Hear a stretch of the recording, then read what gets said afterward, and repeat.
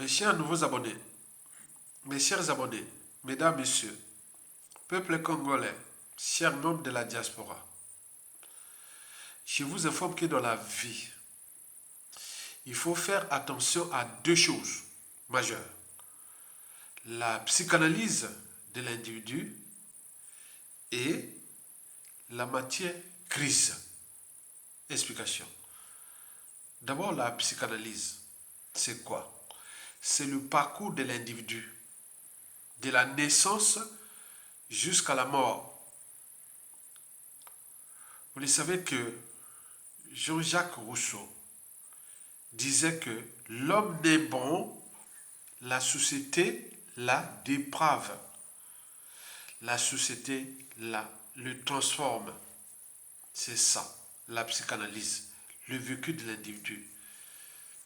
Ça produit des despotes, des sanguinaires, des pacifistes, des hommes de paix, des consensuels, etc., etc. Le vécu de l'individu joue beaucoup pour l'existentialisme universel.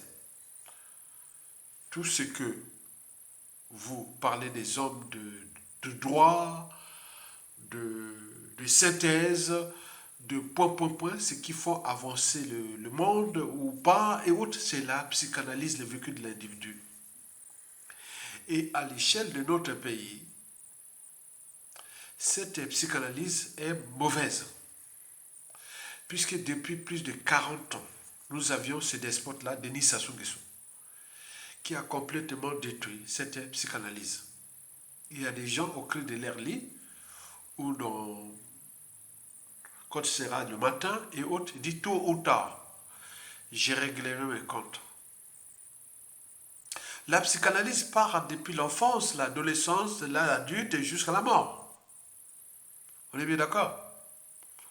Et donc cette psychanalyse-là, qui au niveau scientifique, neuroscientifique, on connaît bien les psychanalyses, on parle, le vécu de l'individu. Il y a des gens au Congo, Brazzaville, qui pensent que tôt ou tard, j'ai réglé des comptes avec le clan Sassou Nguesso, quand j'aurai les moyens de l'État. Il y a des gens tôt ou tard, j'ai réglé les comptes avec l'Emboshi. Il y a des gens dans aucun de leurs lits et autres, tôt ou tard, j'ai réglé les comptes contre cette région-là, le département de la Québec. Tôt ou tard, j'ai réglé les comptes avec ces nordistes et inversement. Vous imaginez la psychanalyse. Donc nous sommes là pour dissiper cette énergie psychanalytique qui à tout instant, et dès la chute de Sassou, peut nous produire des individus méchants, bizarres, à la tête d'un État, à la tête des services secrets, à la tête de point. La mort n'est souvent pas loin. L'injustice, l'oppression, la barbarie n'est souvent pas loin. Donc c'est cette psychanalyse-là que vous devez en tenir compte. Elle va même plus loin. Il y a des gens qui ont envie de régler des comptes avec la France. Au regard du passif de la France avec Denis Sassou Nguesso. Contre nous, peuple congolais, contre notre pays. Pour l'euro mondial de la France. Vous l'avez tout compris. Il y a la matière grise. Ben oui, il faut toujours faire attention à la matière grise. On n'attaque pas la matière grise comme ça, parce que c'est dangereux. Ce sont des gens à tout instant peuvent suturer, organiser, manager et agir quand il y aura les moyens de l'État. C'est dangereux. Il ne faut pas attaquer les cerveaux comme ça. Parce qu'un cerveau, si vous attaquez un cerveau, vous le savez qu'à tout instant, quand il y aura les moyens de pouvoir, des instants de pouvoir et autres, il peut structurer, organiser techniquement, descendre un pays ou un individu ou un clan ou tout compagnie. Donc c'est technique. Donc c'est ça qu'il faut faire attention.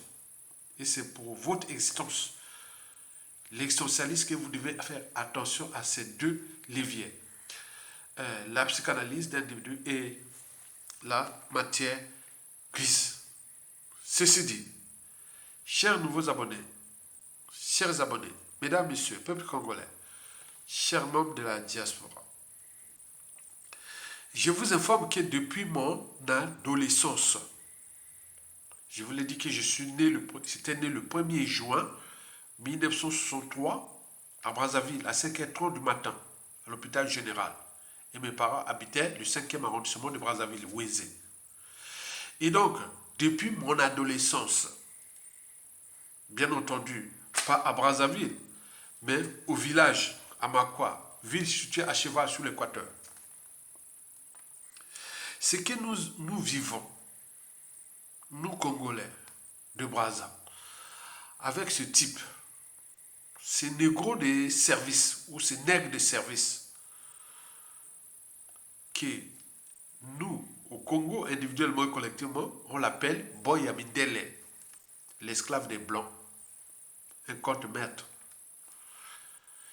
Denis Sassou Nguesso est appelé dans les milieux des initiés Boy Amindele, dans le milieu intellectuel, Boy Amindele, c'est-à-dire l'esclave des Blancs, contre les Noirs, contre les Africains, contre les Congolais. Ce que nous vivons avec ce type-là, depuis mon adolescence, est un cauchemar. Et pour cause. Depuis de nombreuses années, toute Congolaise, tout Congolais, du nord au sud, de l'est à l'ouest, qui a au moins un niveau de raisonnement et de conscience accepté, qui a au moins reçu une éducation en termes de principes, de valeurs, de liberté et de dignité, de courage et autres. Ce Congolais-là, cette Congolaise-là, se questionne, doute, réfléchit et se demande d'ailleurs. Le pouvoir ou le régime politique ou tyrannique du despote Denis Sassou Nguesso, c'est quoi? Beaucoup se questionnent. C'est quoi le pouvoir de Sassou Nguesso aujourd'hui et depuis la nuit des temps? C'est quoi? On vous a tout expliqué. Parce que l'ignorance est la pire des souffrances, le savoir et la connaissance vous libèrent. Avant chaque changement majeur, précède toujours la révolution des idées, la révolution intellectuelle. Et donc le pouvoir de Denis Sassou Nguesso, son régime, c'est quoi? Beaucoup se questionnent. Et nous avions l'esquisse de réponse.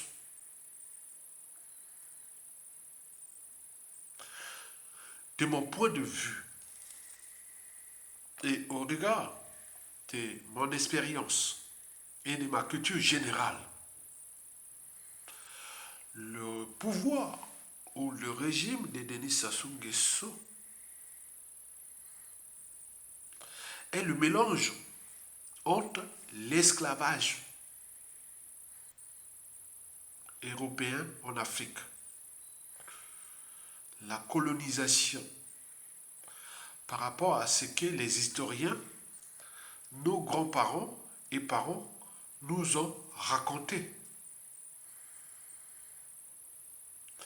C'est le mélange entre le troisième Reich, c'est-à-dire le régime d'Adolf Hitler. Vous le savez que le régime d'Adolf Hitler avait plusieurs caractéristiques antisociales et criminogènes, dont le travail obligatoire. Et c'est où? Le travail obligatoire règne au Congo. Il y a des gens qui travaillent, les fonctionnaires, les administrations, tous ça depuis des années, ils n'ont pas, voilà. Mais pendant ce temps, ils font la fête, ils font, voilà, ils ont l'argent, ils créent la dette, et voilà. La déportation, on en a vu pendant les opérations Mouibara, du coup d'État, puis en 2016, On a vu 180 000 déplacés du pôle qui, des cibles des Nations Unies sont là. Après ce troisième hold-up électoral de Denis Sassou Nguesso, on a eu la déportation des populations du pôle vers d'autres régions. 180 000 déplacés. Et ce n'est pas tout. On parle des camps de concentration, la Shoah, la solution finale. Vous savez qu'après le Rwanda, dans la zone France-Afrique, au cours de ces 30 dernières années, c'est le Congo-Brazzaville qui détient le capital d'essai de la Shoah, la solution finale. L'extermination, les génocides et autres. C'est quoi le régime de Sassou Nguesso ou son pouvoir-là? On nous le signale que c'est du stalinisme. C'est quoi le stalinisme? Staline, c'est son lot d'assassinats politiques. Et n'oublions pas le goulag. Nous avions le goulag au Congo. Le Congo, c'est une prison à Sylvain, un goulag. Donc le stalinisme est là. Et ce n'est pas tout. Mais c'est quoi ce régime de Sassou Nguesso? On parle que c'est comme le régime de Pol Pot, des Khmers rouges au Cambodge, avec la fameuse cellule S-21, dont au Congo, Augustin Kalakala est passé. Il est passé par cette fameuse cellule S-21 de la DGST. C'est quoi le régime de Sassou Nguesso? On parle que c'est comme le régime du Valier en Haïti, dont une ancienne fugitive à l'âge de 11 ou 13 ans avait fui le régime des Duvalier, était devenu gouverneur du Canada, puis secrétaire de l'organisation de la francophonie en Afrique. Madame Mikali Jean fut une fugitive à l'âge de 11 ans du régime des Duvalier. Mais combien y a-t-il de fugitives du régime de Sassou Nguesso? Il y en a plein. Puisque Sassou Nguesso est 100 fois plus virulent et antisocial criminogène qu'elle était Duvalier. C'est quoi le régime de Sassou Nguesso? On parle même de Pinochet, puissance 10 au Chili, puissance 10. Donc vous imaginez. Certains vont même avec plus de gentillesse. Ils parlent de la monarchie, c'est une monarchie autre. Pour les plus consensuels ou autres, ils parlent de démocratie, condensation, pseudo-démocratie, plus dictature. C'est quoi ce régime politique qui est anti-État, anti-citoyenneté? Je veux voir les nombres d'apatrides, de passeports, tout. Anti-dignité et caractère sacré de la vie humaine. C'est quoi ce régime qui est antidémocratique, antisocial, criminogène, immoral, dissolu, criminogène, génocidaire et des hautes trahisons? C'est quoi ce régime? Il faut se questionner. Et nous avions cherché la synthèse, on cherchait. Mais c'est quoi? Ce régime-là, qui regroupe tout ce que l'humanité a fait contre l'humanité depuis l'esclavage jusqu'à nos jours. C'est quoi ce régime-là? Historiquement, dans nos cultures, sociétés et civilisations africaines, ce genre de régime ou de pouvoir politique n'a jamais existé. Ni dans les mythes, croyances, divinités et récits. Vous allez dans les villages, dans les royaumes, dans les chefferies et tout d'Afrique, on n'a jamais eu des genres de comportements comme ça. On n'a jamais vu un chef de village qui est là à tuer, ou chef de royaume en Afrique qui est là, qui a tué, ou contre, voilà. On n'a jamais eu tout ce qui... Non, jamais vu. On n'a jamais vu ça.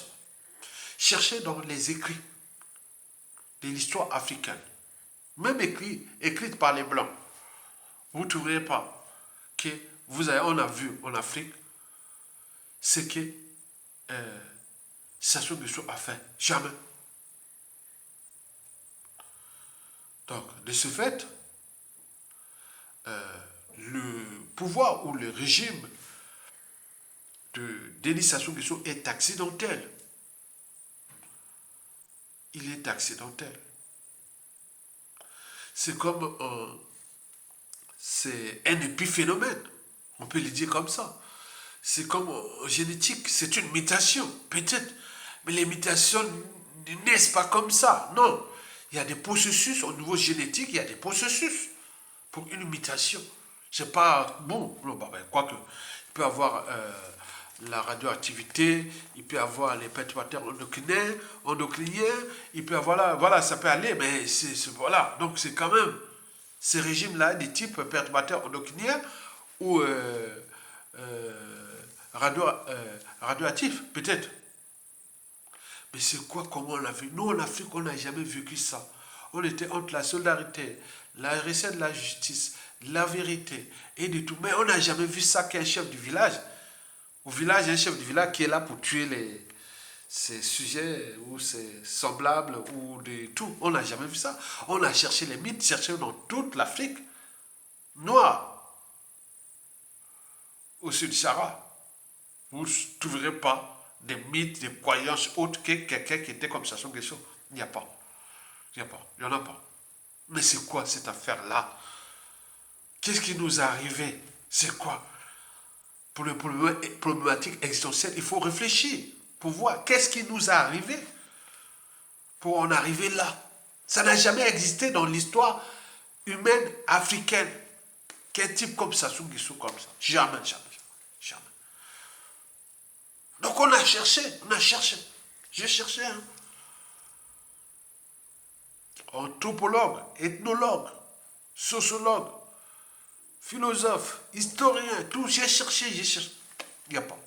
Mais qu'est-ce qui se passe? Pourquoi? Donc, ce qu'est Denis Sassou Nguesso, c'est ce qu'on appelle la France africaine. La France Afrique. Et c'est là la solution. Au cœur d'une police technique et scientifique, ou même de toutes les recherches, vous pouvez faire tout, vous arrivez à Sassou Nguesso. Même les neuroscientifiques, les psychanalyses, les psychologues, les psychiatres et autres, on dit les comportements de Sassou Nguesso là, c'est pas normal. C'est pas de la génétique africaine. Non. On n'a jamais eu ça. Jamais. S'acharner contre ses semblables, de tuer, de massacrer, détruire et autres. Voilà, non, jamais vu. Jamais vu. Certes, au moment de l'esclavage, bon, nous, on a une part de conscience de la raison, on a eu les gens, que ce soit l'esclavage arabe ou même européen, bon, nous, on a eu des gens qui sont venus sympas et autres, donc on a cru, mais voilà, c'est fait des surprises. Ils nous ont été pris, bon, donc c'est pas nous. Donc en ce moment, la race noire, l'Africain est le plus humanisé, le plus civilisé du monde. Puisqu'on a reçu les uns des autres, on croyait qu'on était des humains, mais ils sont venus dans des intentions qu'on sait bien comment ça s'est passé. Donc quand on parle des termes d'humanité, des stades d'humanité, que j'ai publié dans mes blogs et autres, j'ai décrit qu'est-ce que c'est les stades d'humanité. Il y a les stades inférieurs d'humanité, hein, c'est-à-dire celui qui est le sauvage, en passant au xénomanquant, et puis les stades inférieurs d'humanité, le barbare, et puis au stade d'humanité, celui qui commence à comprendre les problématiques de la raison, de la liberté, de la dignité, du caractère sacré de la vie humaine, le contenu social et philosophique de la vie humaine et tout compagnie. Ça, c'est ça d'humanité. Mais on va même au stade supérieur d'humanité. Là où arrive la démocratie, la civilisation, les nouvelles synthèses sociétales et civilisationnelles, et beaucoup de choses comme ça. Donc on comprend que voilà, donc nous distinguons fondamentalement des animaux. Que, voilà, donc ça c'est, voilà. Mais historiquement aujourd'hui, c'est la race noire, les Africains sont les plus humanisés du monde. On regarde des références. Il faut se dire ça. Il faut être fier de la communauté noire. Nous sommes les plus humanisés du monde. Et donc, dès que vous avez ça, donc, ben, dans tout humanisme, il peut y avoir des perturbations. Il y a des anomalies. Denis Sassou Nguesso est une anomalie anthropologique. Donc il faut en tenir compte de ça. Donc nous sommes là, nous vivons la France-Afrique. Ben oui. C'est quoi la France-Afrique? La France-Afrique est l'incarnation du Code noir du XVIIe siècle. Vous savez que les Cuvier, les Buffon, c'était les zoologistes, qu'on appelle aujourd'hui biologistes et autres. Le noir est-il humain? Est-ce qu'il a une âme, une conscience? Est-ce qu'il est confiant? Donc nous avons défini que nous ne sommes pas des humains, nous sommes des animaux.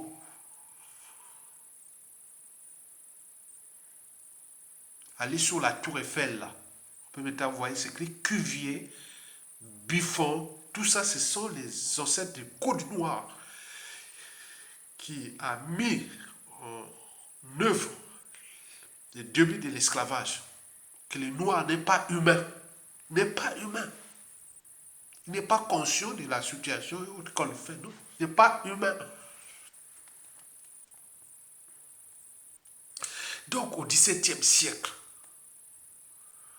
et nous avions suivi, ce fut là, les débuts de l'esclavage. Vous savez que les premiers noirs africains qui arrivaient sur les côtes américaines, ce fut en 1610. Donc là, nous sommes au XVIIe siècle. Et la suite, on le connaît. Il partait de Gorée, l'île de Gorée, au Sénégal, là du Sénégal. Vous avez tout compris. Mais, vous le savez très bien que le Code noir est l'incarnation de la France-Afrique. Parce qu'ils n'ont pas changé. Il n'y a pas. Dans l'éducation, dans plein de choses, ils ont encore ce Code noir-là. C'est ça, le Code noir. La France-Afrique, c'est le Code noir. L'application stricte et simple du Code noir au XXIe siècle.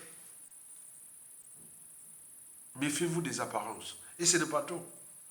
La France-Afrique est la signification politique, économique, culturelle et militaire du discours à la colonisation française en Afrique de Jules Ferry.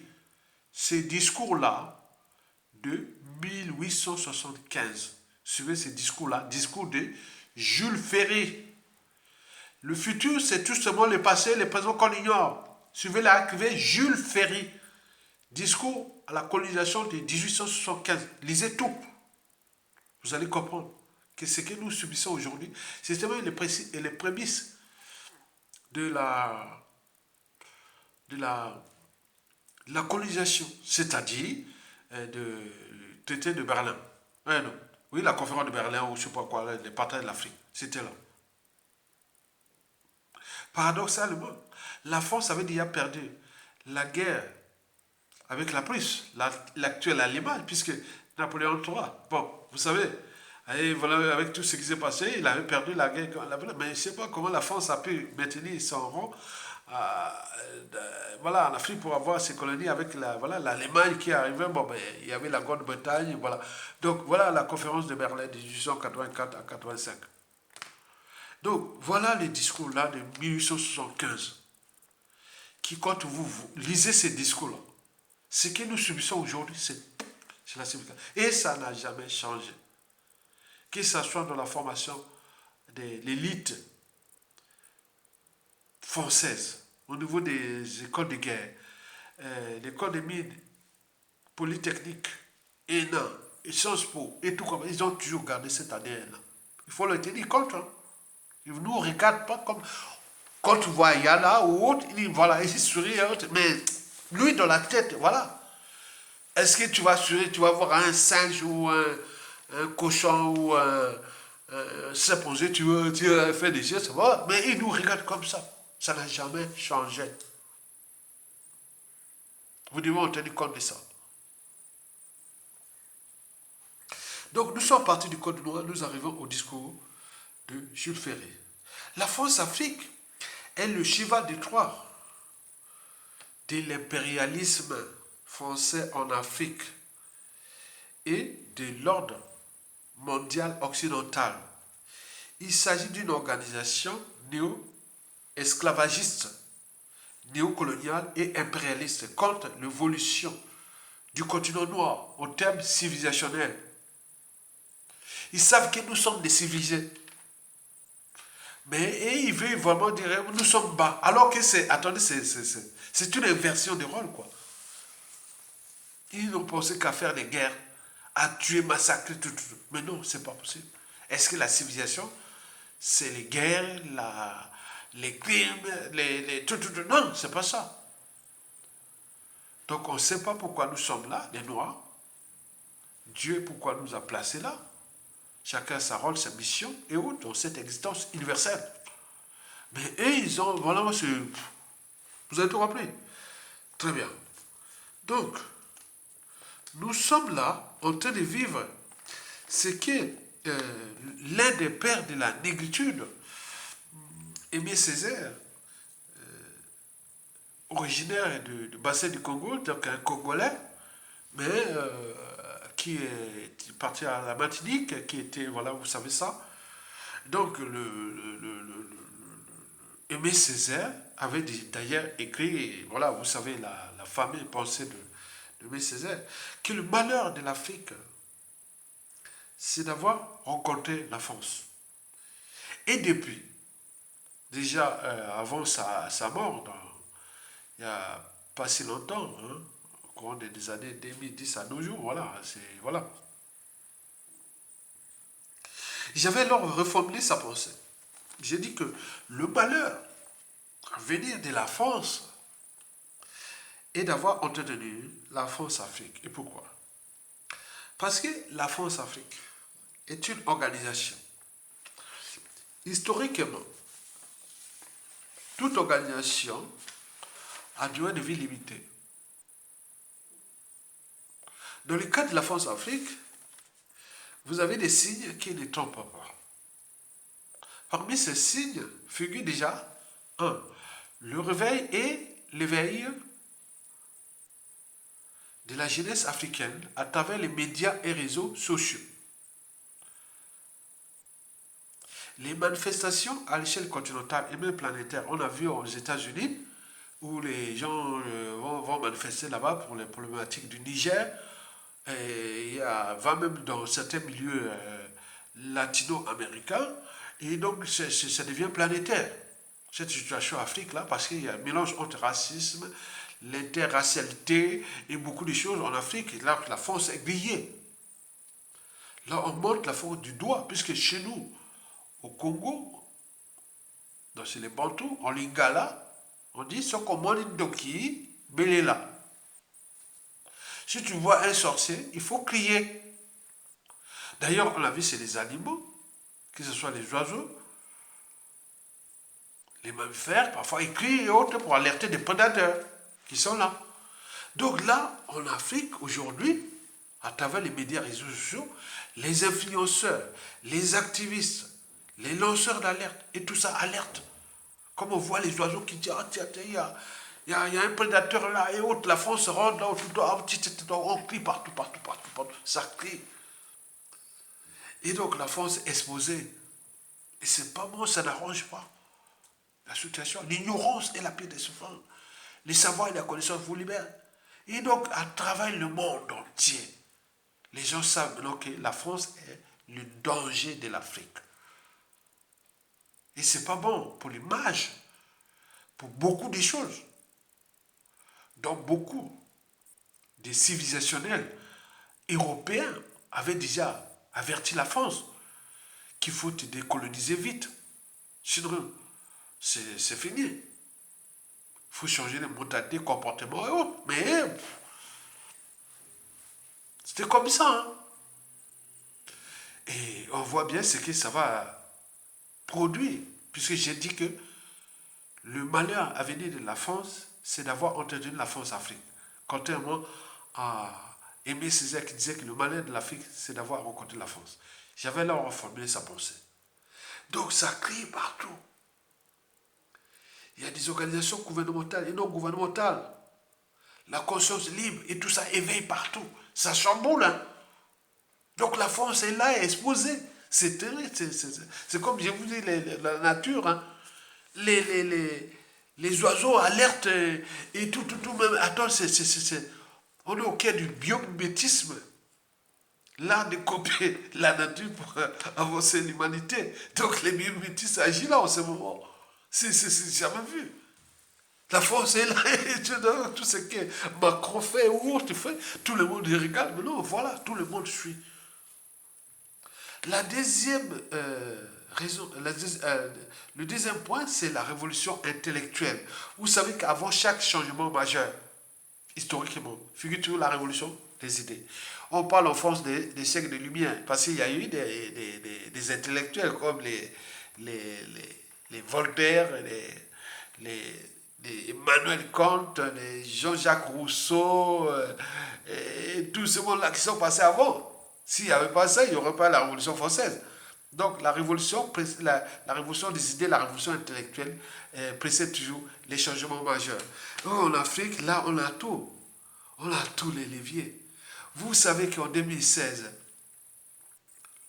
Michel Sapin, alors ministre des Affaires, ministre des Finances de la France, l'économie des finances, qui était parti à Yaoundé, au Cameroun, dans la zone CEMAC, Communauté d'État d'Afrique centrale, une succursale de la Banque de France et des trésors publics français. Il disait, attention, si vous quittez les francs CFA, vous recevrez du terrorisme. Et ça avait vraiment choqué. Moi, pour être socialiste, ah bon? Si vous quittez le franc CFA, vous recevrez du terrorisme. C'était en 2016. Suivez les discours de Michel Sapin à Yaoundé, dans le cadre de la CEMAC, la communauté économique et monétaire des États d'Afrique centrale, qui n'est qu'une succursale de la France-Afrique et de la Banque de France et tout compagnie. Bon, on était étonnés. J'étais étonné. Si vous quittez le franc CFA, vous recevez du terrorisme. On était dans le contexte, vous savez. Déjà, le Cameroun était déjà en réflexion, en conscience et réfractaire envers le franc CFA. Vous avez le Tchad 10 demi qui disait, ah oui, mais il faut, voilà. Et puis le Centrafrique. Il ne restait que le Congo, Brazzaville, Sassou Nguesso, qui était voilà, un peu comme ça, puis à Libongo. Mais sinon, le reste, même au Biagima de la Guinée équatoriale, voulait qu'on se sorte du franc CFA. Donc il y a eu des menaces. Parce que quand on regarde le franc CFA, historiquement, c'est toujours été de 300 milliards à près de 1500 milliards de dollars chaque année qui viennent au trésor public. Maintenant, aujourd'hui, avec les comptes, les importations sont mauvaises. On l'a dit, comme l'a dit Michel Sapin en 2016, que les importations sont mauvaises. Donc, vous devez bosser, quoi. Hein, voilà. Comme maintenant, si le Congo fournit à la France 100 dollars, les 100 dollars là, ça nous revient 20 dollars. Les 100 dollars, 80 dollars, c'est pour la France. Donc, pour que nous développions, vraiment, il faut, pour arriver à un budget vraiment énorme de 10 milliards de dollars, il faudra déjà fournir plus de 100 millions de 100 milliards de dollars pour qu'ils prennent. Voilà, donc c'est compliqué. Et donc, il y a eu ces menaces-là, les terrorismes. J'en étais surpris. J'ai dit, oh tiens, si vous quittez le franc CFA, vous recevrez du terrorisme. Et c'est ce qui se passe au Sahel. Et aujourd'hui, c'est grillé. Ou même, on a vu là, les médias, je ne sais pas s'il y a des pays qui donnent du coup de main, qui est la DGSE, même les MSI britanniques est là dans les mêlées, dans tout ça. Donc, c'est une guerre contre l'Afrique, comme les gens, etc. Donc, il y a des coups de main d'autres puissances qui sont là, les services secrets, ils donnent les informations, donc ils sont grillés. Donc, ils crient, la révolution intellectuelle passe là, et donc on éveille et autres. Donc, là, dans cette configuration, je ne sais pas comment la France va-t-elle s'en sortir avec voilà, donc c'est compliqué. Parce que Internet est passé par là. Et d'ailleurs, les despotes Denis Sassou Nguesso l'avaient dit. Qui a créé Internet? Parce que ça touche au blé. Ce n'est plus RFI, les médias France-Afrique qui commandaient. Mais là, je suis une télévision. Je suis plus écouté au Congo, Brazzaville, chez moi, pour des problématiques d'appartenance tribale, et puis d'intellectualité et autres, qui est RV et autres. Donc, vous imaginez qu'on multipliait. Donc, là, ça a tout chamblé. La révolution des idées, la révolution intellectuelle. Donc, la France, là, est en mauvaise posture, la mauvaise image. Ça touche toute la communauté noire, africaine et métissée. Et qu'on voit, alors, la France n'est pas encore, c'est le seul dernier pays qui ne veut pas se décoloniser de l'Afrique. Et donc, vous imaginez avec les conséquences. Le troisième point, c'est que la France est désormais exposée, bien entendu, grillée, démasquée. Et même ces pions, voilà, ils sont en train de tomber. Voilà, vous voyez ça. Donc, ils seront petit à petit remplacés par des panafricanistes, même la CEDEAO, s'il n'y a plus de marge de manœuvre, va être vraiment dissipé de temps, la CEDEAO sera en déséquilibre. Donc les rapports de force de la CEDEAO ne seront plus. Voilà. Donc, vous voyez ça. Mais comme des fois, l'Union africaine, donc il y a beaucoup de choses là qui se passent. Parce que derrière les problématiques France-Afrique et autres, à l'échelon ou à l'échelle africaine, c'est une guerre interraciale qui est là, la respectabilité interraciale. Donc nous sommes dans la respectabilité interraciale. Parce que l'homme noir ou africain, peut-être intelligent ou non, riche ou pauvre, autre, tant que l'Afrique ne sera pas debout, nous ne serons jamais respectés. Souvenez-vous, dans les années 2000, même avant, pendant la fin de la guerre froide, des années 90 jusqu'à 2000, les Chinois ici en Occident, en Europe, on nous critiquait, on les faisait surtout en France ici, dans le 11e arrondissement de Paris, le 13e arrondissement de Paris, on les fait. Maintenant, depuis que la Chine est c'est fini. Il nous reste l'Afrique. Vous avez tout compris. Et que nous serons respectés. Donc l'enjeu de ce combat contre l'Afrique, la France-Afrique, est aussi celui de la respectabilité interraciale à l'échelle continentale. Mesdames, Messieurs, peuple congolais, chers membres de la diaspora, chers nouveaux abonnés, oui, les rapports de force sont en train de s'inverser. Les pions de la France-Afrique deviennent de plus en plus minoritaires et même en danger. Puisqu'on va créer des hautes trahisons de beaucoup de choses. Mais c'est-à-dire les anti-pions France-Afrique montent. Donc, vous voyez que c'est comme ça. Dès les pseudo-indépendances, les anti-France-Afrique, comme on le voit aujourd'hui, étaient comme ça. Et d'abord, ça a commencé comme ça. Ils ont été tous neutralisés. Et donc, nous avons vécu qu'avec ça, les France-Africains, qui ont gouverné l'Afrique depuis. Maintenant là, les anti-France-Afrique commencent à remonter. Comme depuis, quand on a commencé, ça. Donc ça va être comme ça. Regarde comment ça monte. En Afrique de l'Ouest, ça va arriver au fort là. Donc, voilà, c'est fini. C'est la libération de l'Afrique. Parce qu'il n'y aura plus de pions, ni de points. Vous avez compris? Très bien. Voilà pour les décors et l'envers des décors du processus de décolonisation totale de l'Afrique qui est en marche. De ce qui précède, alors, pourquoi sommes-nous à la fin d'un système, ou plutôt, peut-on parler de coup dur pour la France et Denis Sassou Nguesso au Congo, Brazzaville? Et pourquoi?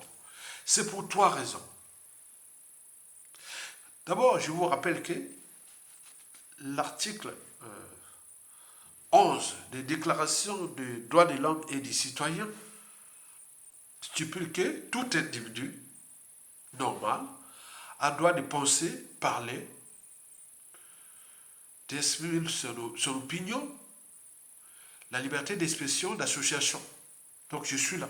Donc j'ai les droits là, en tant qu'humain, j'ai le droit de parler, de publier et autres. Donc c'est bon, sauf à répondre au cas prévu par l'expression, prévu par la loi. Donc moi j'ai suivi les procès France-Afrique ici, des gardes à vue. Bon, on le sait que c'est France-Afrique parce que depuis, historiquement, depuis que je suis en France, des années, je n'ai jamais j'ai eu des problèmes ici pour ça. Mais ces derniers temps, j'ai eu des problèmes pour les cas de garde à vue ou même des procès, c'était avec la France-Afrique. Mais on est dans le contexte là. Donc vous comprenez tout à fait ce rappel là. Donc, pour comprendre que le contexte et tout compagnie n'est pas... Voilà. Mais on essaie un peu de mettre en lumière ce que vous devez prendre comme responsabilité de peuple et d'Africains parce que nous, on prend des coups. On prend des coups énormément. Je vous dis c'est ça. Vous ne savez pas ce qui nous passe derrière. Vous êtes compris. Mais c'est que d'ailleurs, le clan Sassou Nguesso et autres, ils vont subir. Je vous ai parlé au départ, la psychanalyse. Donc, et ils ne savent pas que tout est... Voilà, donc vous avez tout compris, très bien. De ce qui précède, alors, pourquoi sommes-nous à la fin d'un système, ou plutôt, peut-on parler de coup dur pour la France et Denis Sassou Nguesso au Congo? Et pourquoi? C'est pour trois raisons. La première raison est France-Afrique elle-même. Vous savez qu'au Congo, dans les années 70 et même 80, au XXe siècle, surtout les années 80, quand j'ai eu mon bac, oh mon Dieu, j'ai eu la chance, bon, voilà, les bourses en pleuvaient. J'ai eu une bourse pour aller faire infanterie à Odessa, URSS, aujourd'hui Ukraine. J'ai eu les bourses pour aller faire médecin militaire à Moscou. J'ai eu les bourses pour aller faire mon médecine et police en RDA. Et mes services secrets à Cuba. Même j'ai eu des tours de Chine, tout compagnie. J'étais comme ça. J'en pleuvais. Mais ces années 80 là, c'était vraiment problématique et mauvais. C'est-à-dire, on pensait des mots. Donc, la mauvaise. C'est-à-dire, ceux qui étaient formés, on était dans la guerre froide. Vous savez, dans le deuxième ordre mondial qui a commencé. Le premier ordre mondial, c'est de 1884-85 jusqu'à la fin de la Deuxième Guerre mondiale. Maintenant, à partir de la Deuxième Guerre mondiale jusqu'en 1989, c'était le deuxième ordre mondial où il y avait le bipolarisme entre l'Occident et l'Orient, c'est-à-dire entre l'URSS, la Russie actuelle, et l'Occident américain. Donc c'était une guerre comme ça, je vous dis, c'était chaud. C'était chaud. Et donc, le bloc de l'Est était maintenant souillé. Parce qu'on dit, voilà, donc il y a eu beaucoup de choses qui sont passées là-bas. Les diplômes pas, voilà, et tout compagnie, même formation, on disait que bon, c'était au rabais, quoi. Donc, tout ça, donc moi, quand j'ai eu mon bac, moi, j'ai dit non, je vais à la fac et tout ça, comme les professeurs à la fac, surtout la fac des sciences, il y avait beaucoup de gens qui venaient, c'était force, beaucoup de force, et des Congolais qui ont fait leurs études en Occident. Moi, j'ai été formé par ça, c'est-à-dire les Congolais qui ont fait leurs études en Occident, et notamment en France, et les Français qui venaient là, qui m'ont enseigné à la fac. Donc c'était vraiment correct. Donc quand j'ai eu ma licence ou autre enseigné, après venir ici, bon, c'était vraiment, quand j'arrive même à Paris, j'étais rentré comme à, j'arrivais à Roissy, j'étais comme comme si j'étais déjà en France depuis des années. Vous comprenez ça? Donc je rentrais, j'arrivais à Roissy, je sortais, bon, je marchais tout, j'étais vraiment comme, voilà, vous comprenez ça? C'est marrant, c'est fut marrant. Et donc, dans ces années-là, le bloc là qu'on parle aujourd'hui, la Russie, c'était fou. Et c'était l'Occident. Mais depuis la fin de ce deuxième ordre mondial, en 1989, avec la fin du mur de Berlin, depuis 1989 jusqu'à nos jours, c'était le monde unipolaire Occident. Mais Occident, tu savais, l'hégémonie, un pouvoir sans contre-pouvoir, ça nuit gravement. Donc aujourd'hui, l'Occident est souillé. Et donc aujourd'hui, il y a beaucoup de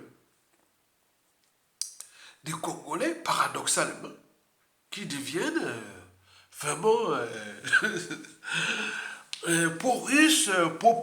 Donc, comme chez nous, hein, nous noirs. Par exemple, les républicains américains, ce sont ceux qui ont fait avancer la condition noire aux États-Unis au 19e siècle. Hein.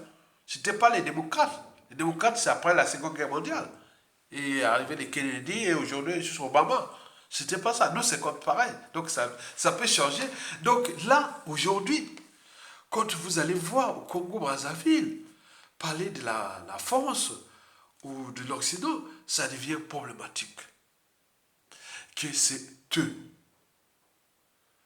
les porte-malheurs de la dégradation de la condition humaine en Afrique, l'Occident, donc France Afrique, qui est le cheval de Troie de l'Occident, la France et autres, vous imaginez.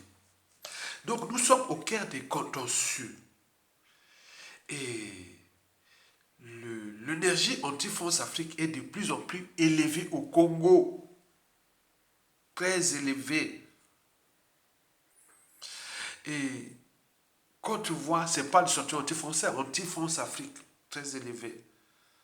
Par exemple, en Afrique centrale, aujourd'hui, quand on voit en termes de données que je connais, je maîtrise tout. Je regarde les... Oh, pas, je ne maîtrise pas tout, mais je vois les... C'est-à-dire les sentiments anti-France Afrique est le plus élevé. Le plus élevé, c'est au Congo-Brazzaville. Méfiez-vous des apparences. Nous sommes dans une bombe à retardement, et un volcan dormait, ça se étouffe. C'est le plus... Là où c'est... Les sentiments aussi, au jour où ça se part, ce qui va arriver au Congo-Brazzaville, ça va être grave comme on a vu en Afrique de l'Ouest. Le premier, c'est le Congo-Brazzaville. Le deuxième, c'est le Gabon. Le Gabon, c'est chaud hein, contre la France Afrique. Premier, le Congo-Brazzaville. Méfiez-vous des apparences. Deuxième, le Gabon. Troisième, le Centrafrique. Et quatrième, le Cameroun. Et n'oublions pas, cinquième, le Tchad. Bon, la Guinée équatoriale, bon, elle n'est pas, voilà, elle ne pèse pas. Mais bon, voilà. Mais vous voyez, il y a ce sentiment anti-France Afrique à l'échelle d'Afrique centrale, qui est le premier du continent en termes des réseaux hydrographiques, des biodiversités, des matières premières et des terres rares et de compagnie. Comme les là de Mali, hein, parce qu'en Afrique de l'Ouest, là, le Mali, le Niger, oh, c'est des. Ouais, même la Burkina, non, c'est. En termes de mines solides, ils sont. Voilà, vous comprenez ça. Et donc là, en ce moment, ça chamboule, mais c'est étouffé. Donc l'image de la France au Congo est souillée. Il y a un contentieux historique qui est là, mais étouffé, mais avec la complicité de tout ça. Mais juste à combien de temps ça va? Au moment où, à l'échelle continentale et notamment ouest-africaine, et donc ça chamboule. Donc vous voyez déjà, ça donne du coup de main. Donc c'est un processus. Donc cette première région, France-Afrique, là, est là. Donc la France joue grave contre son avenir au Congo avec Sassou. Et donc, vous devez en tenir compte de ça. Méfiez-vous des apparences. Même si, par défaut, les gens sont en France, ils font ceci, mais ils sont étouffés. Vous voyez déjà ça. Mais je vous dis sincèrement, parce que ce qui s'est passé entre Sassou Nguesso et la France Afrique avec contre le peuple congolais dépasse l'entendement. Donc, la raison de cette problématique France-Afrique part déjà de 1997, donc on a massacré plus de 400 000 Congolais. Et puis en 2016, et tout ça, il y a les crimes contre l'humanité pas encore résolus. Les coups durs de Sassou Nguesso et la France-Afrique, c'est que ils n'ont plus de marge de manœuvre. Ils sont dans un sable mouvant, d'où le statu quo. C'est comme dans le tonnoir. Et le temps joue beaucoup pour le peuple congolais. On regarde du contexte. La situation France-Afrique et Denis Sassou Nguesso au Congo, c'est comme la situation du dragon de Komodo avec sa proie. Les dragons de Komodo, il est bourré de bactéries pathogènes, il mord seulement les buffles, après il chauffe. Hein. Denis Sassou Nguesso, la France-Afrique, c'est comme ça. Donc nous, le peuple congolais, on l'a mordu depuis 2015. Puis 16, 21, tout ça, on en attend. Ils sont en train de s'agoniser là. Sassou Nguesso, la France-Afrique, ils sont en train d'agoniser là. Le temps au temps. Qui peut tuer, il peut faire ce qu'ils ont voulu faire. Non, tuer autre, mais non, là. Il y en a combien d'ailleurs il y a produit au pays. Donc, il y en a tellement. Les mokoko, les attends, il y en a plein. Les lissouba, tout ce qu'ils ont produit, c'est énorme. C'est énorme. C'est énorme. Donc, nous sommes dans la situation du dragon de Komodo qui a déjà mordu la France Afrique et ça se là, on attend. Voilà. Et donc là, la France Afrique, là, il cherche à placer un pion. Quel pion on va faire? Je vous dis sincèrement, je connais mon pays. Tout pion de la France Afrique va placer comme l'a fait au Tchad, où ça ne marchera pas, au Congo. On regarde déjà de la géopolitique, du dérèglement politique et militaire dans le nord et des contentieux dans le sud. Et surtout, de ce que la France a fait au Congo avec Sassou. Ça ne marchera pas. Parce que celui qui va placer, aujourd'hui, il cherche. Celui qui va le placer, il sera. Attends, soit il va vers la force, il ne va pas aller loin. Il ne va pas aller loin. Il ne va pas aller loin. Il va certainement trahir la France. Il va 100% passer les pressions individuelles, culturelles, tribales, des victimes et de tout ce qui s'est passé. Ça va être tellement qu'il ne pourra pas. Celui qui est du nord ou du sud qui veut prendre. Voilà. Aujourd'hui, je vous dis, hein, on regarde, parce qu'on a eu des messages passés par là, il y a des formations qui travaillent derrière pour toi. C'est un gars qui est né ici en France, on va faire. Non, ça ne marchera pas. Ça ne marchera pas. C'est la volonté générale, le peuple congolais qui prendra cette décision. Parce qu'on a subi tous, dans toutes les familles, dans toutes les tribus, dans la géopolitique, on était la victime de Sassou et la France Afrique.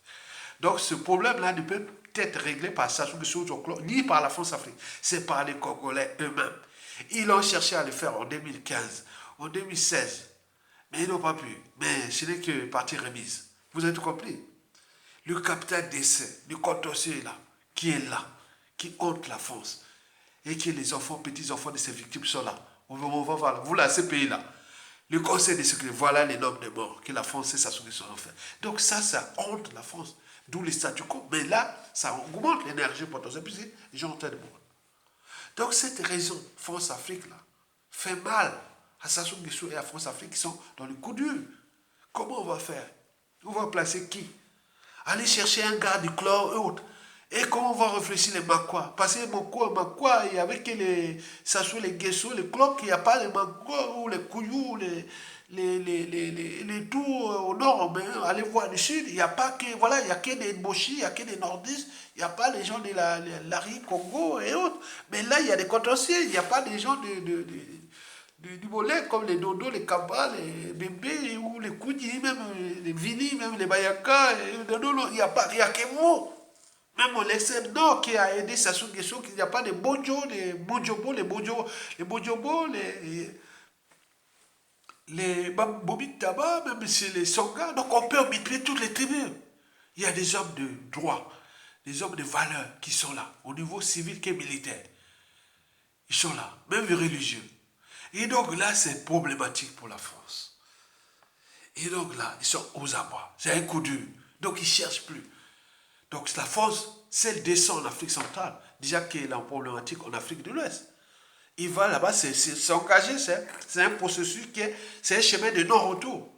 Ils sont entraînés, il va entraîner tension, où souvent se mêler les enjeux géostratégiques entre Américains, Russes et Chinois et autres, l'Union Européenne, voilà quoi, c'est quoi encore. Voilà, vous avez compris ça. La deuxième et avant-dernière raison pour laquelle Denis Sassou Nguesso et la France sont en perte de vitesse à l'échelle congolaise, et au regard du contexte déjà anti-France Afrique au niveau continental, bon, vous avez déjà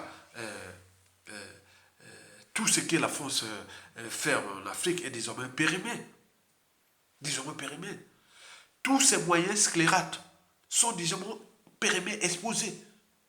Il y a combien d'autres services secrets, comme on parlait de DGSE, M6, CIA, tout ça, ça fait même. Mais il y a Indiana Service, il y a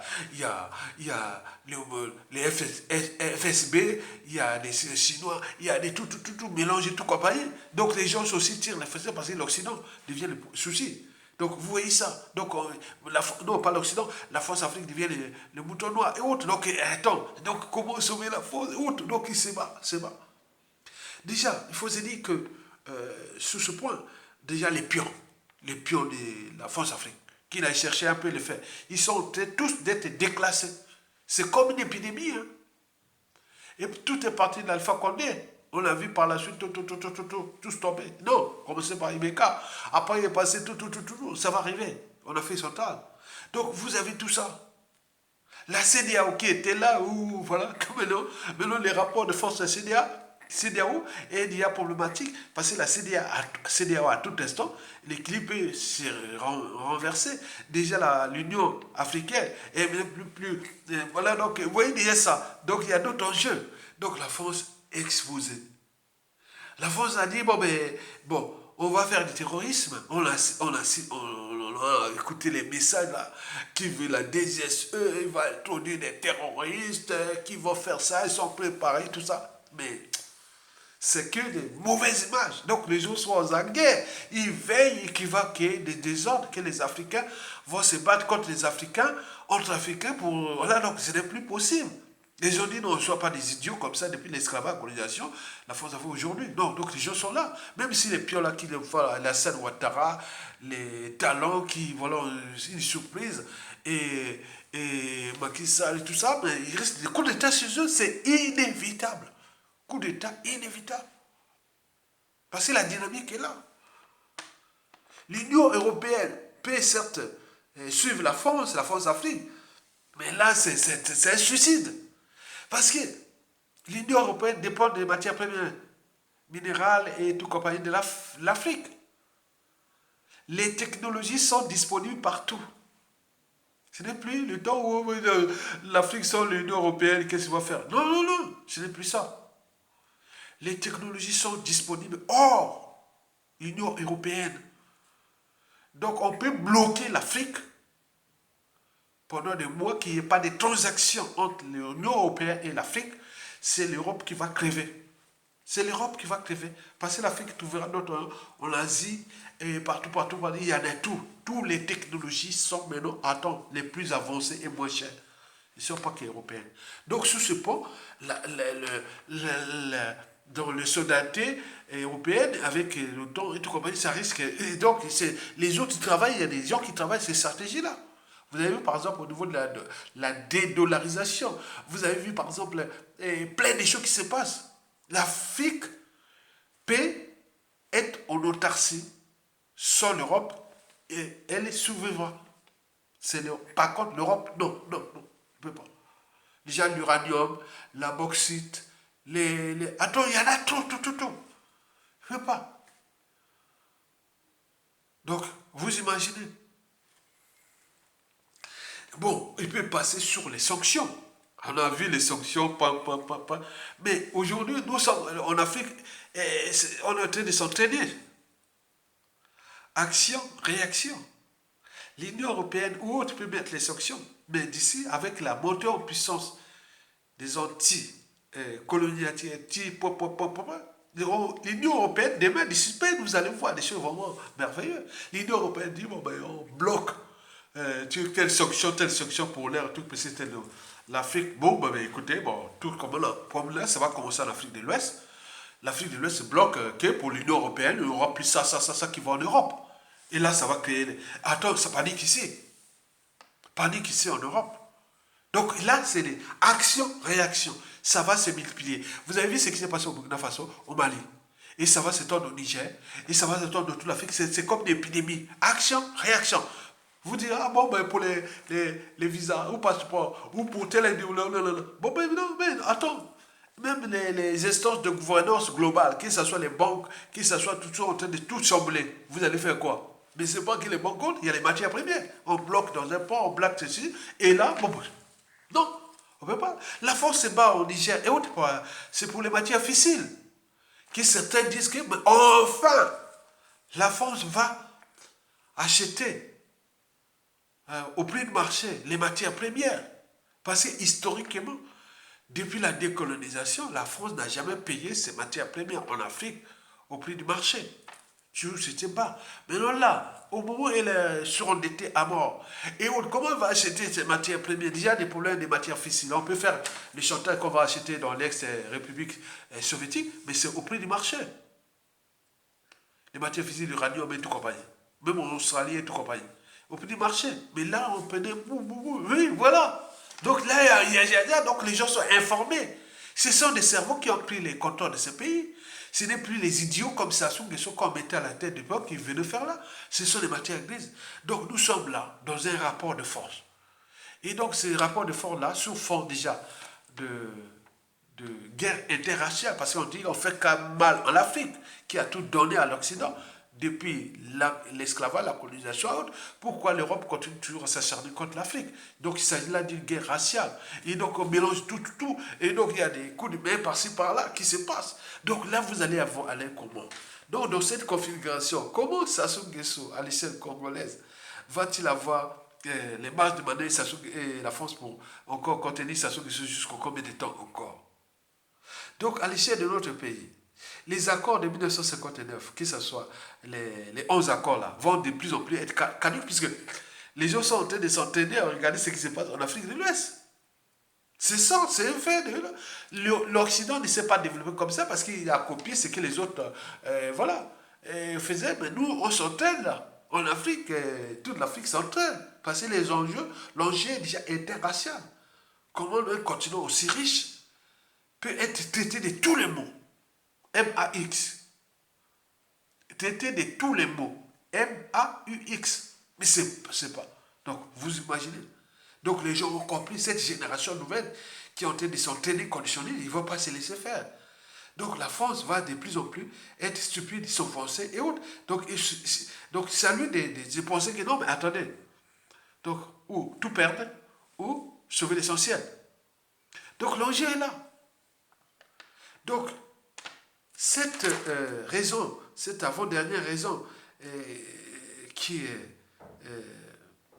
continentale déjà, mais il faut se dire que tout le monde s'entraîne là-bas.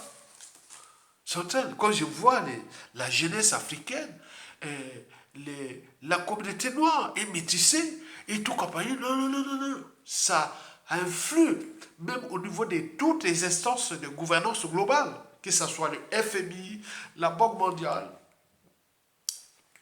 le Fonds monétaire international, oui, c'est ça, le FMI, la BCE, l'Union européenne, l'OTAN, tout est en train de se chambrer vers un monde multipolaire. Le BRICS est passé par là. Et beaucoup de choses, donc, on sait que l'Occident, c'est les rapports de force. Mais là, on est en train d'entraîner les Africains, rapports de force, RF. J'ai vu dans les réseaux, on dit RF. Donc, il n'y a pas plus de dire, ah mon ami, mon Afrique, autre, voilà. Donc, c'est ça. Parce qu'enfin, nous serions respectés. Parce que le 21e siècle et le 22e siècle sera africain. Vous le savez très bien. Mes chers nouveaux abonnés, mes chers abonnés, mesdames, messieurs, peuple congolais, chers monde de la diaspora, la troisième et la dernière raison pour laquelle Denis Sassou Nguesso et la France Afrique sont aux abois. Et voilà, donc est existentielle. Vous savez que la France et Denis Sassou Nguesso ont fait trop de mal à nous, peuple congolais. Sassou Aboyamidele, on dit l'esclave des Blancs. C'est les nérons tropicales. Ces individus-là que l'on rencontre dans une nation donnée, tous les 2000 ans dans une nation donnée, ils seront toujours au service de l'industrie, l'oppression, la barbarie et les crimes. Sassou, c'est là. C'est l'homme des morts de l'Alima. Il a laissé derrière lui que des cadavres de tout âge. Et que de manière psychanalytique. Et de tout ça, c'est dangereux pour le Congo. Pour les gens là, après, quand Sassou va perdre le pouvoir. Vous pouvez voir au Congo beaucoup de choses que je vous l'ai dit. Hein. Je suis un homme averti parce que j'ai fait la lecture de la chute de la plupart des indicateurs. J'ai fait tout ce qui est d'intelligence, contre-intelligence et des régimes autres. Vous allez voir au Congo des gens qui meurent comme ça. On dit, oh, mais comment ils meurent? Alors, comment ils meurent? Personne ne parle. On ne sait pas. À la chaîne, partout. C'est dangereux. La problématique existentielle, c'est que, bon, ben, écoutez,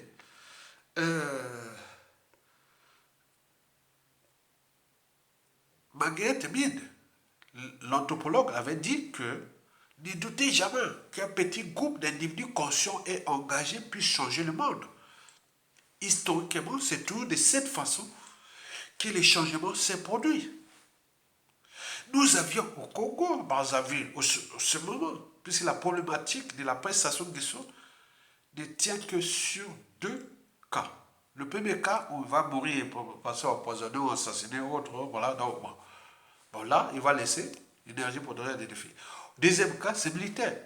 Donc nous allons vers les problématiques militaires pour qu'il soit arrêté, qui pour l'honneur, la dignité et les repères historiques, et Sassou, qui est le premier et grand dictateur d'Afrique, développe 10 fois plus que Idi Amin Dada, qui peut partir sans être jugé ni humilié, comme des défis. Donc il faut, pour la dignité des Congolais, de notre existence, de nous quand même, on a quand même des mains, on a un cerveau, on a des pieds, on a des institutions, on a un État, on a des hommes. Au moins l'arrêter seulement, même le fait de vous, si vous êtes vraiment contenu, conditionné à se soumettre à ça, même l'arrêter et dire voilà, on le fait là, on le sort là, il sort quelque part avec sa Marie-Antoinette, parce que pour les Congolais aujourd'hui, il n'y a pas d'âge, ni de statut social, ni de sexe pour punir ces gens-là. Ah ben oui. Si elle arrive, on la tape Sassou Nguesso et Antoinette Sassou Nguesso, dans les conditions prévues par l'inspection générale, non, ici c'est passé dans des situations que vous pouvez, voilà, c'est comme ça. Il faut les repères. Il faut les repères historiques. Pour que chacun de nous se dise, ah tiens, l'État est tellement sans foi. Le bien commun, on ne l'abuse pas de tout le monde comme ça. Je vois Marie-Antoinette Antoinette Timothée Sassou Nguesso qui fait ses va-et-vient. Il y a eu même ses soutiens et autres. Attends, cette femme-là est une... Attends, c'est terrible. Quand je vois ça, même si les services secrets intérieurs travaillent pour les gens là, qui regardent ceux qui viennent soutenir cette femme-là, hein? Attends, qui a vu la femme, a vu l'homme. Hein? Donc il y a tout ça, c'est une bombe à retardement. Les gens se sont venus et c'est supposé que Marie-Antoinette, vous savez, elle est vieille. Attends, le père de Point, ou le fils, ou la mère, ou tout, elle ne peut pas être vieille comme elle pour que les gens tuent avant, par les conditions de vie indignes, pour que les gens tuent par les guerres, pour qu'ils ont fait ceci. Mais non, non. Il faut sortir de là. Il faut s'en sortir de là. Parce que vous serez les premières victimes, puisque vous avez dit ça. Vous voyez, ils ont fait ça. Mais attends, le jour où on va vous traiter, vous allez dire quoi? Ah mais oui, mais vous n'avez pas l'âge de madame. C'est vous qui fêtez ses 80 ans, on dépensant des milliards de dollars. Pour vous faire quoi? Attends, c'est pas possible. Je suis poli. Donc on veut sauter quel monde? Quand les gens ont massacré, tué. Il faut des repères historiques. D'où cette jeunesse doit avoir ses repères. Que ça s'est passé. Mais il y a eu des punitions. Il y a eu tout ça. C'est comme des genres de freins. Que tu dis attention, il ne faut plus faire ça. Parce que si tu fais ça, voilà ce qu'ils ont subi. Mais s'ils vont sans rien faire, mais ça va être les défis permanents. Comme je vous ai parlé de la psychanalyse, parce qu'elle va influer beaucoup. Nous avions des gens dans ce pays qui ont envie de punir les Janet Timothée, même les enfants, tout. Les Sassou, les Nguesso, du nord au sud, de l'est à l'ouest, chacun a sa victime de demain. C'est-à-dire la victime d'aujourd'hui va devenir le bourreau. Qui s'assoit dans toutes les tribus. Il n'y a pas à parler que nord, sud, est, non, il y a dans toutes les tribus, les familles. Donc il faut faire attention à ceux qui auront les moyens de l'État. Donc il faut en tenir compte. Du point de vue existentiel, cette raison est importante. Puisqu'il y a des gens qui ont envie de régler des comptes à Denis Sassou Nguesso et aussi à la Force Afrique. Au regard du contexte de la situation. La Force Afrique, c'est pas aller faire la guerre avec la Force Afrique là, hein, mais ça se passe par les moyens de l'État. C'est tout simplement la diplomatie, ça aussi par les contrats économiques, financiers, plein de trucs. Il y en a beaucoup, nous avions. J'ai élaboré. Attends. Tout, attends, c'est technique. Vous imaginez?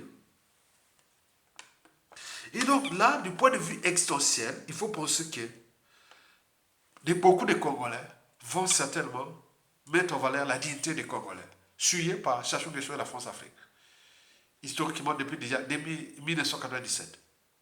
Donc il reste une autre part de dignité à répondre. Il n'y a pas de nord, sud, est, ouest. Même s'il y a des tensions, des divisions par rapport au contentieux autres, Regroupons-nous ensemble déjà pour régler ce dénominateur commun, la Sassou. Que ces gens-là soient humiliés. Au moins, à toi, c'est pas possible. Soient humiliés, même jugés autres. Ce qu'il a fait à Mokoko, il a fait à Okobi Salissa, il a fait à Guy Parfait Kolela, même tous ceux qui l'ont servi autres. Mais il n'aime pas ça. Mais je lui dis que ces enfants de tout ce monde qu'il a tué, ils se régalent, les enfants de Sassou, mais ils se connaissent. Ils étaient ensemble. Il n'y a même pas besoin de problème. Tout pour l'État du Congolais, vous donnez le service secret à ces gens-là, et qui sont les victimes de ces gens-là, ils vont les traquer avec l'ordre qui est donné. C'est fini, hein. C'est fini, c'est... Oui. C'est fini, hein. Il n'y a même pas besoin de chercher la presse à sous manière des services secrets. Tu veux prendre des gens là, les laisser tous les services organiser ça, voilà. Allez régler les comptes. Tu verras que... Comprenez ça? Vous avez tout compris. Mesdames, Messieurs, peuple congolais. Donc la France-Afrique doit prendre en compte nos signaux d'alerte, d'abord intellectuels, puis citoyens et surtout essentiels. Parce que je ne peux pas comprendre que nous avions fait des bonnes études au pays comme en Europe. Comment aller demander aux Africains qui ont été vraiment des bons, même s'ils sont de tout là, ils n'ont jamais eu de poste de responsabilité de gérer son pays bien, bien, bien, bien. Là-bas, on vient pour servir Sassou Nguesso et la France-Afrique. C'est tout. Vous allez au Congo, c'est pour servir Sassou Nguesso et la France-Afrique. C'est tout. Sinon, le pays aurait pu avancer. Mais là, c'est le déclassement. Donc, le sous-développement est là. Donc, on vient servir Sassou Nguesso qui nous gère comme ces sujets indigènes et esclaves, puisqu'il y a l'ordre qui est là. Mais pour combien de temps encore? Il y a d'autres, pour leur liberté et dignité, ne sont jamais allés dans le régime de Sassou Nguesso. Mais ceux qui sont partis de Sassou Nguesso, beaucoup ont perdu leur vie, leur dignité, liberté, et d'autres ont emprisonné, assassiné et autres. Voilà. Mais c'est des contentieux qui sont là. Mais chacun, il faut des cadres pour gérer ça. C'est pas, on va sortir comme ça, oui. Il y a eu beaucoup de gens qui viennent raconter, on rentre dans la rue, ou au passé, mais tu sais, mon papa a été assassiné. Ah, mais attends, mon compatriote, moi, je lutte déjà pour ma vie. Parce qu'ils cherchent à m'assassiner. Je lutte pour l'intérêt général. Même si mes petites contributions en bas, pour la lutte à l'extérieur, vous me 2 euros, vous êtes là comme des moutons. Mais c'est quoi ce peuple? Donc, nous voulons des hommes libres et dignes et courageux. Et c'est eux qui, à tout instant, on va les mettre au service du pays. Puis si c'est comme ce qui se passe en Afrique de l'Ouest, c'est ça qu'on veut les gens au Congo maintenant. On veut là, on veut pas Yuma. Non, non, non, non, non, non. Petit, quel que soit ton garde, officier ou tout comme ça, non, non, tu vois là. Donc reste là, mon petit, mon frère, mon cousin ou mon ami ou ma connaissance et autres. Voilà, on parle voilà, des choses qu'on a connues avant. Voilà. Donc, n'est-ce pas à parler de l'armée. L'armée, c'est pas ça. L'armée, ça se passe en Afrique de l'Ouest. Regarde comme ils sont debout. Donc, c'est une invitation à prendre votre responsabilité de peuple au niveau militaire. Parce que d'ici 2026, c'est la situation est militaire. Il n'y a rien à chercher encore. Il faut que les militaires prennent ça sur des choses comme ça, comme les taureaux. Voilà, les descendent. Ce n'est pas les croche-pieds des ratés du colonel, je ne sais pas, Guy Péa. Non, non, c'est pas, on ne va pas faire des croche-pieds. C'est lâche. Il faut les chercher, ils être là, comme on a vu Alpha Condé, à l'époque, comme ça soit là, il est là dans un canapé, il est là, voilà. Où on a vu Ibeka, on a vu, voilà, tout ce qui s'est passé. Vous voyez, c'est ça. Comprenez ça? On veut ça. Et ça, qu'on dit que les femmes au Congo commencent à se moquer des hommes militaires au Congo. Par temps, c'est à la mode. On se moque des femmes. Les femmes au Congo se moquent là. Donc, peut-être la suite de ça, on va mettre toute l'armée. C'est-à-dire que les femmes seront encouragées pour défendre comme les mamans défendent. Hein, tu vois, les femelles défendent les enfants. Hein. La femme défend tous ses enfants et tout compagnie. Hein, donc, voilà. Donc, peut-être l'armée congolaise, c'est-à-dire que l'armée composée des femmes. Hein, parce qu'elles sont encouragées, elles luttent là. Donc, les hommes sont, voilà. Donc, vous avez tout compris. Donc, il faut tenir compte de ça. Mais en Afrique de l'Ouest, oui, les femmes bantous aiment les Ouest africains. C'est ça. Ne soyez pas jaloux, hein, parce que vous êtes des peureux, des lâches.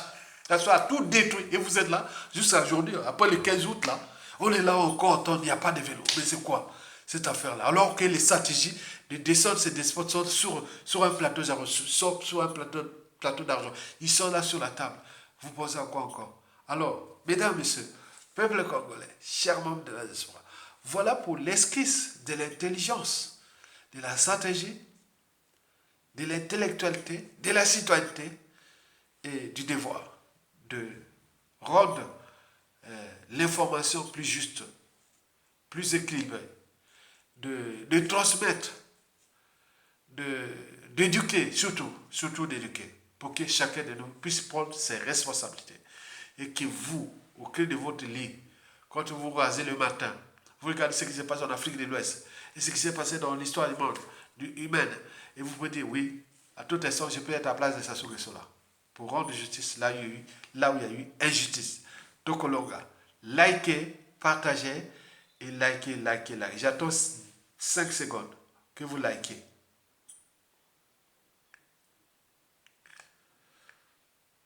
Partagez. J'attends 5 secondes que vous partagez. Et puis, cliquez en bas des liens en bas si vous voulez soutenir la résistance. Donc, à bientôt. Pour voir au peuple congolais.